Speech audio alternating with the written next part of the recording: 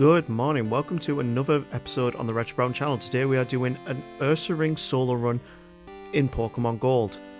And you know what, I'm happy to do this one because Ursaring is just an absolute beast, which is annoyingly locked in Gold and Silver towards the later half of the game. So yeah, it's a good chance to actually use this Pokemon, which most times in a normal playthrough when I was younger, never really got the chance to use.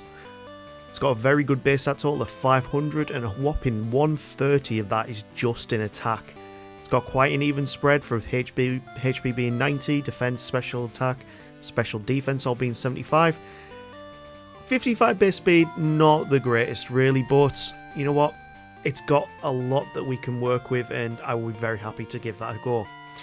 So, let's have a look at our starting moveset. We get Scratch, Leer and Fury Swipes, and you know what? Fury Swipes, not actually going to be too bad in this run up until a certain point. It's just because of that 130 base attack is going to be an absolute demon. It's going to hit hard. Probably won't hit fast because of that 55 base speed, but it still will outspeed quite a few things in this early game. One of the best things about this Pokemon as well, of course, is its TM moveset. A lot of its normal moveset, apart from maybe Feint Attack being the Dark type, which will be great by the time we actually get it, it's all physical attacking, it's all normal. And its TM moveset is just phenomenal. It gets all the elemental punches, it gets Earthquake, it gets Fury Cutter. There's so many good moves on there for us to work with. You can just see that at the very first rival fight, we don't even take a single point of damage, and we take it out with Fury Swipes. Fantastic. Let's see how we do with this. And you know what, it's time to name our rival for the video. Our rival for today is going to be, I don't honestly know how to, I don't know. Yeah, no, we'll go with Novaburn, and I don't think we got enough, we don't have enough characters for it, so we're just going to go with Nova, but our rival for today is Novaburn.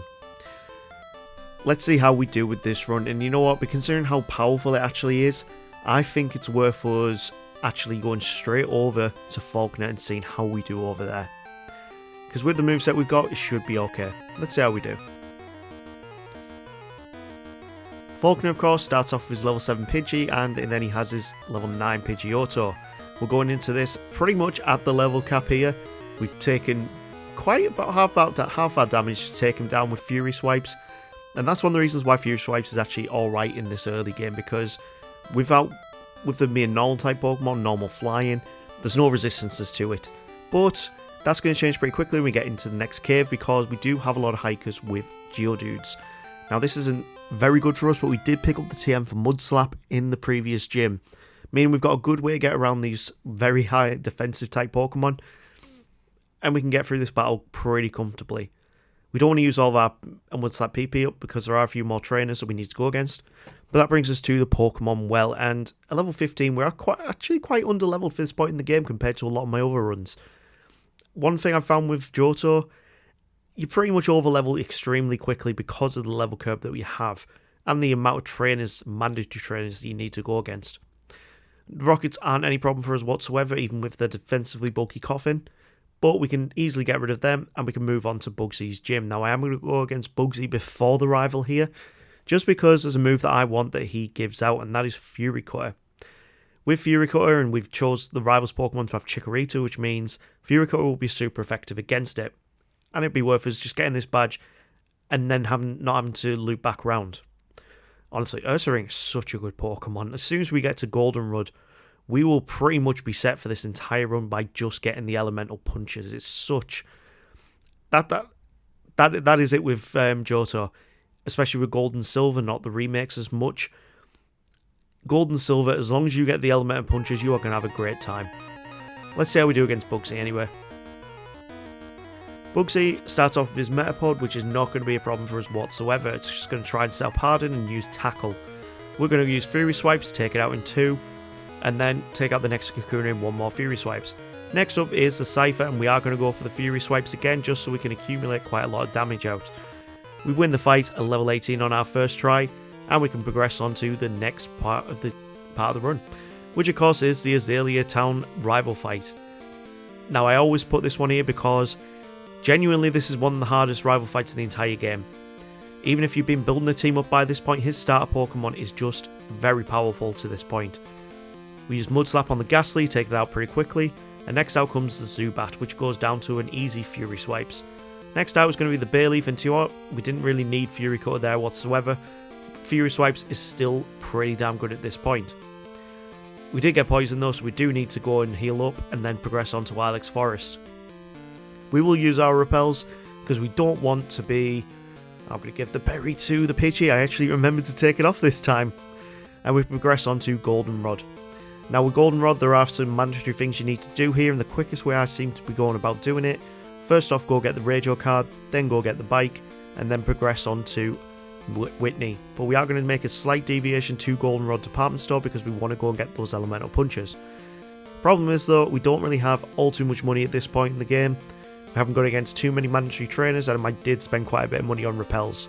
So it's going to get that as at least just one of the punches, and the first punch we need to get is probably the most important for the next part.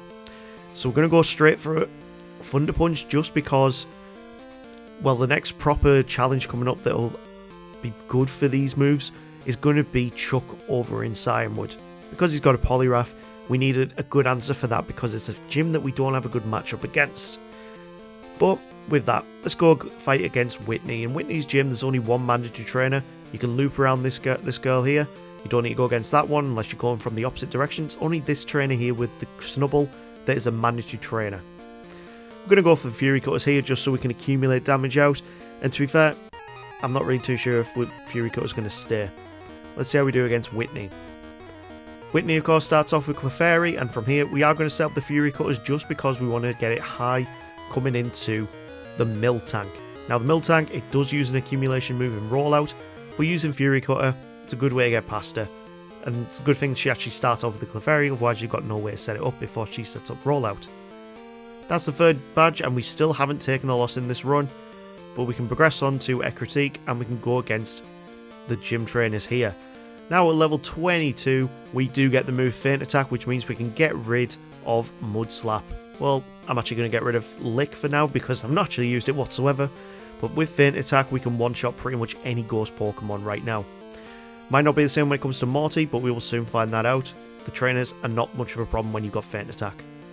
Let's see how we do against the Ghost-type trainer, Morty.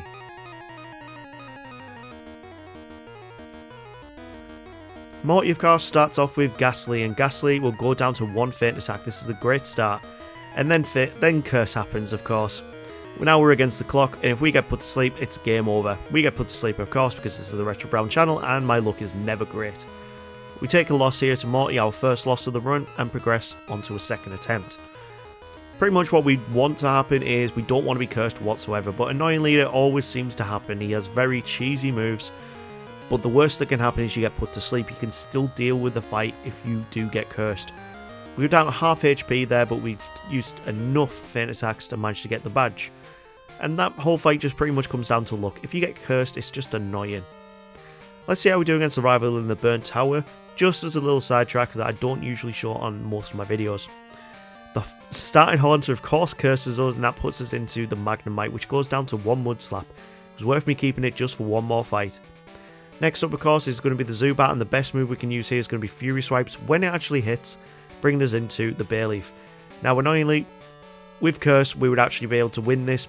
I mean, without Curse, we'd be able to win this, but Curse damage hits us and also Confusion damage hits us, so we need to try that again. This time around, we do get Curse straight away again, but this time, we get much better luck against his other Pokemon. We are level 28 going into this, because we need to go against all of the... what are they? The Kimono girls. That way we can actually get some levels up and also get the HM for Surf. This time we take an easy victory and progress on to... which city is this next one? Olivine. That's the next one. I played this game, what? This is the 58th video? 58 videos, and I still can't remember some of the town names all the time. Either way, once we can go into Olivine City, we can go and start off the Secret Potion side quest, which means we need to climb the lighthouse, talk to Jasmine, and then progress on to Cianwood. And it'd be much quicker for us to take out Chuck while we're here, even though we don't have the type advantage. And of course, we have the Dojo Brothers to contend with. The Hitmonlee in itself, just very, very powerful and is super effective against the normal type. Thankfully, the Hitmonchan, not so much of a problem. Fury Swipes can take it down pretty comfortably, and we're on 13 HP while we take out the rest of the trainers. That brings us on to Chuck though. Let's see how we do. So Chuck's got 2 Pokemon, and neither of them are Johto Pokemon. I will say this a lot. They've got all these Pokemon in Johto and they never use them in the gyms, barely. Either way, Thunder Punch is going to be a free hit KO, but we get taken down to a Dynamic Punch. We've only having 50% accuracy and we're getting so close to beating him there. It was worth me just giving this another try. We get critical hits with Fury Swipes. I can't believe I'm still using that this far into the run, but you know what, with our base attack, it's just pretty good. Thunder Punch gets us the win, and we get the 5th badge. Meaning we can move back over to Olivine City and go against the next gym leader, which of course we need to go and teach another Thunder Punch, well, not Elemental Punch move too. We also pick up Return while we are here, and then we pick up Fire Punch, because up until around about Lance, there's really no other use to using Thunder Punch. We hand the Secret Potion over and heal Amphi, and then progress on to the gym. Quick way to get down the lighthouse if you've never played this before in how many other years this has been around. Yeah, just go down the halls and you can get to Jasmine very, very quickly. Now Jasmine's got quite a weird setup, but it makes sense. I kind of wish she had a Skarmory, just because otherwise most people wouldn't have never known about Skarmory until Gen 3. The Magnemites all go down to a Fire Punch, and then Steelix will take 2 to get taken down. Easy win when you've got the Fire Punch. And we get the 6th badge pretty comfortably. That brings us on to the next portion of the game, and of course that means we need to go to Lake of Rage from Ecruteak City. Now, in terms of HM slaves that I usually get around this game, I usually pick up a Bellsprout, a Pidgey, and I always pick up a Goldeen, just because that way, and I also pick up like a Krabby or a Corsola over in Olivine City. That way you've got a Surf user, but the Goldeen in itself is the Waterfall user that you need just after the league to get, well, just after the 8th badge to be able to get to the league. We don't manage to catch it there, so I will have to use my Master Ball later on to catch one just in Tojo Falls. The Red Gyarados, not a problem for us with Return on our moveset, and we're just about speed time with it. Then we bump into Lance, and he asks us to go help us out with Team Rocket, so regrettably we have to do this Rocket side quest again. But I'm going to skip through most of that because it is boring and not very good filler, so we'll just go and see Lance Hyper Beam the guy, and then progress on to the major fight in this little side quest here. And that of course is the Rocket executives here, who have, to be fair, at this point in the run, not a challenge for you whatsoever. They've got level 23, 24, 25 Pokemon, and they're not a problem for us whatsoever. We're level 37 going out with this fight, and it's pretty much a one-shot the entire way through. With this part of the side quest completed, we can go against the next gym leader before we finish off this side quest. The next gym leader, of course, being Price, the Ice-type trainer, and I messed up his gym puzzle here, meaning I had to go and try and loop back around, but either way, not a problem any of these Pokemon. Skioroxy goes down, and of course I also bump into this guy, who's probably the only pseudo-mandatory trainer if he looks the wrong way at you, but Return pretty much takes out his Pokemon pretty quickly. Annoyingly, they do have Protect, which kind of elongates it, and we lose a tiny bit of time there, but it's not a problem whatsoever, and we can progress on to Price. Now we're vying here for the Glacier badge, and with Seal going down to 1 hit, I shed a little tear because we all love Dugong on this channel. Piloswine actually manages to tank a Return, which I'm very surprised at, but it goes down to another one pretty quickly. Netting us the 7th badge, and the start of the end of the Rocket side quest. I'll never not hate this part of the game. So we'll jump through to the rival battle on the Underground, because that's actually an interesting fight. Let's see how we do here against Novaburn.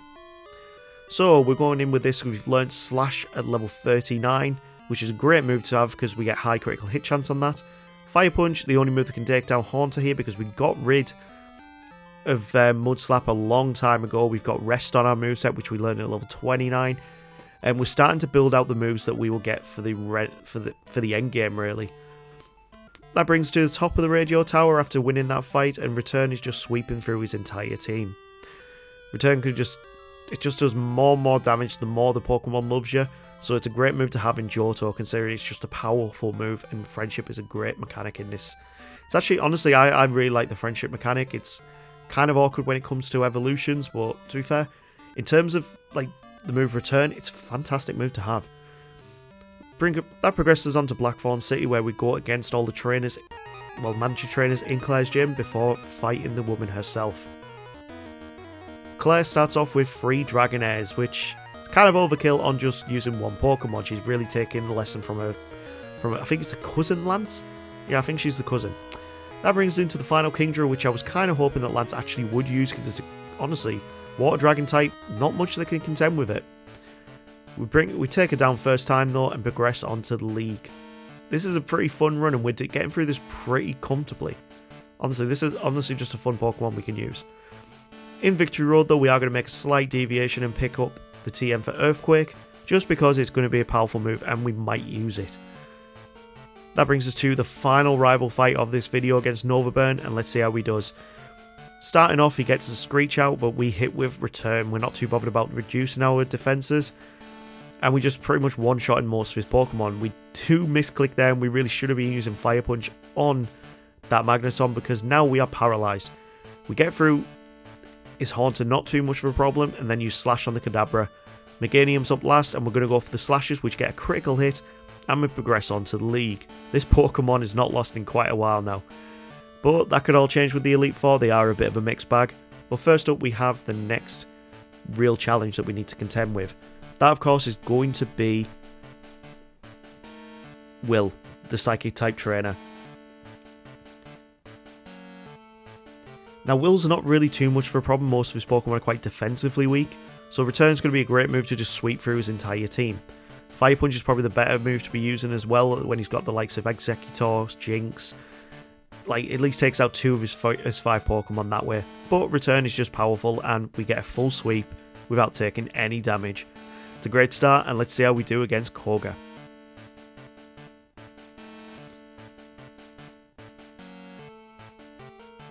Koga, of course, has got a mixed bag of his team between Bug, Poison, and even Steel types on there. So, pretty much, Fire Punch, Return, this is an easy fight for us. Muk has actually probably got the best defenses, so we're hoping for a critical hit on Slash. We don't get it, but that brings us into Crobat, who starts setting up Double Team. Thankfully, we managed to hit it with Return, and there's a first time win against another Elite Four member. Can we do it against Bruno though, because we don't have the type advantage here. Thankfully, we can outspeed most of his Pokemon though, and Return, because they've got pretty bad defenses from a lot of his Pokemon, they're going down to pretty much 1 Return. The Machamp's got pretty good defenses, but still, can't take us down. And strangely enough, the Onix becomes the bulkiest Pokemon on his team. Return, and combination of Return and Fire Punch taken down, and we progress on to Karen. So, Karen is kind of annoying in some ways. Her Umbreon is very tanky. The Vileplume, not too much of a problem unless it Stun Spores you. Of course, it always Stun Spores me. Bringing us into the Gengar, we have to rely on Fire Punch here, which isn't even a 1-shot or even a 2-shot. And then Curse just decimates us. The Ghosts win again against this normal type. But we can still do it at this range. We just need to get better luck against that Pokemon. Return is just sweeping through our first 2 Pokemon. We get through without even being paralyzed this time, which is a much better position to be in. Bringing us into Murkrow, who's incredibly defensively weak. Houndoom, again defensively weak, but 1 Slash takes it down. And we actually managed to get through with just under half HP there. That brings us to the champion, and hopefully this should go pretty smoothly. So, Lance, the Flying type master, yes, I would say he was the Flying type master, is pretty much just getting decimated by this bear. Wings are not going to save you against this bear. You're hiding the honey, we are going to take it from you. Even a Hyper Beam miss, that is great. We're doing really well here, and this is going to be a very easy win for us. Brings us through to his final Dragonite, and a final Ice Punch gets us the win. At level 57 as well, that's quite low for my runs on Johto, especially in the solo run when there's so many mandatory trainers, so I'm quite happy with this. Let's see what time we finished on though. Level 57 and 3 hours 51 minutes. You know, that's actually really pretty quick. That puts it into the higher tiers of my runs. I'm quite happy with that end time. But that isn't the end of the game, and of course we need to deal with Kanto. We will skip all of the gym leaders and we'll progress straight on to Blue. because he's the only gym leader that's actually worth talking about and actually worth a challenge. So let's see how we do here. Blue's going to start off with his Pidgeot, and the probably one difficult thing about this fight is the fact it's such a varied team. His first two Pokemon go down straight away to returns. Ice Punch nearly takes out the Rhydon, but we get a freeze. This is looking so good for us right now. Return takes out the Gyarados in 2, and he only set up Rain Dance, which means the Executor might want to try and set up a Sunny Day, but doesn't even get a chance. And we finally take some damage against the Arcanine, who goes down to a single return. Level 66, we sweep through this fight extremely easily. And that brings us to the penultimate fight of this video, which of course is going to be Red, the Pokemon Master. Now Red is kind of annoying. We're going into this level 66, and the worst thing happened that could have right at the start. We get Charmed, meaning our 130 attack has just been greatly reduced. And we can take out the Pikachu no problem, but the Espeon that comes out, really, really powerful. So we need to figure something different here. And like with most Red fights, we're going to go for the Curse Strats, but you might have noticed that at level 49 we also learn the move for Snore, and you can pick up a TM for Snore as well, TM 13. Once we've set up all of our curses, we can rest up, get rid of any paralysis, be at full HP. Annoyingly, we do get Charmed again, but Snore will do massive damage. We can use it straight away against the Espeon as well, and as soon as we go into the Snorlax, we can rest our way back up and try and mitigate the damage that's incoming. Snore, I didn't think I'd be using a Snore tactic when I first started this run with Ursaring. Like, who thought a sleeping bear would be one of the most powerful things in this region? But then again, you never wake the bear. You don't wake the bear up. You run in the opposite direction and give it all your honey. So, we're not really doing too bad against him, even at level 69, which is nice. But we need to rest up as soon as that Charizard comes in, because we managed to survive on just 1 HP. Which, wow. And one Snore takes out the Charizard, but that's not a great position to be in with the Blastoise. Now, I went back and forth against this Blastoise in the same attempt for quite a while. And you can see here we managed to rest up and take 1 hit. But we managed to PP stall him, meaning he would only use Rain Dance, giving us a final chance to use Return. And there we go. Ursaring has completed Pokemon Gold at level 70. I'm quite happy with that. But what time did we actually finish on, including the post game? Level 70 was pretty good. We had a pretty good moveset, and we finished at 5 hours 5 minutes, which is... Whew, that's quick. That is pretty quick. I'm happy with this run. This is a good run. This is a good Pokemon just to use in general. Let's see what we get next time on the wheel. First up is Houndoom. Considering we've just done Houndour a few weeks ago, nah, I'm going to leave that one for a little bit now. What's that next? Next is going to be Tyranitar. We haven't used anything from that line for quite a while, so that might be the best choice unless something annoying comes up. And I really shouldn't talk, yeah. We're going to use Meganium because it's the worst starter out of probably the entire series. If you got to this point in the video, guys, of course, please like and subscribe, you legends. I really appreciate it. And we'll see you next week for the Meganium run. Take care.